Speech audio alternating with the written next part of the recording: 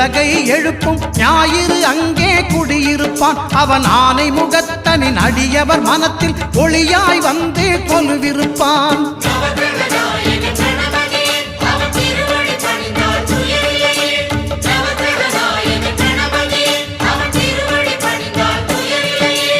ஒன்பது கோளும் ஒன்றாய் காண அங்கு கற்பகம் என்னும் கடவுளின் மெய்யில்